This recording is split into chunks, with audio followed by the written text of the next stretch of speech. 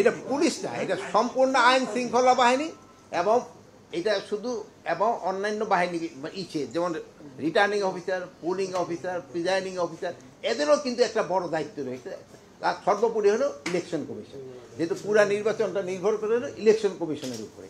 তারাই হলো কিন্তু এই বাহিনীগুলি সেই সময় কিন্তু সবাই তার আন্ডারেই কাজ করে এবং ওনারা একটা ভালো নির্বাচন জাতিকে উপহার দেবে, এটি আমরা সবাই আশা করি। এবং আমরা যত ধরনের সাহায্য সহযোগিতা দরকার হবে ইলেকশন কমিশনে আমরা দিয়ে দেব।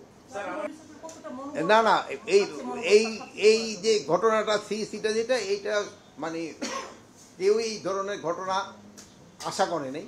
এটার জন্য আমরা সবাই দুঃখিত এবং এই ঘটনা ভবিষ্যতে যেন না ঘটে এই জন্য সব ধরনের ব্যবস্থাই নেওয়া হবে। এবং এটা এই ঘটনাটা কোনো অবস্থায় কিন্তু মেনে নেওয়া যায় না।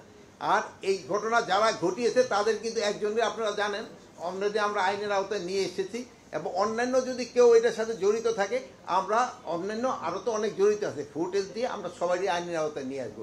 এখানে আমি আরেকটা কথা বলছি, এখানে যদি আমাদের বাহিনীরও কারো যদি কোনো রকমের দুর্বলতা থাকে তার বিরুদ্ধে আমরা কিন্তু ব্যবস্থা নিই। আপনার দুই মহিলা দুই দিক দিয়ে কথা বলে মনে হতো ঝগড়াই। পুলিশ তো নিষ্ক্রিয় না, আমি তো আগেই বলছি পুলিশ আগের থেকে অনেকটা মানবিক হয়েছে। যেহেতু আগের মতো আপনাদের ওই কোনো কিছু হইলেই আগে একটা কথা বলে একটা বুঝানোর চেষ্টা করতো, ওইটা না করে আগে দুইটা বাড়ি দিত। এই জন্য আপনারা বলতেন পুলিশ খুব অ্যাক্টিভ। এখন হলো পুলিশ আপনাদের সাথে আগে আলোচনা করে সমস্যাটা সমাধান করতে যায়, এই জন্য আপনারা ভাবেন যে পুলিশ নিষ্ক্রিয়।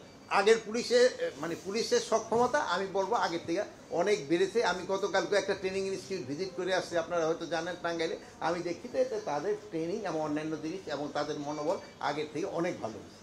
এখন নির্বাচনটা কবে আপনারা একটা তো মোটা একজ্যাক্ট তারিখটা ঘোষণা, বাট একটা অ্যাপ্রক্সিমেট তো ঘোষণা হচ্ছে।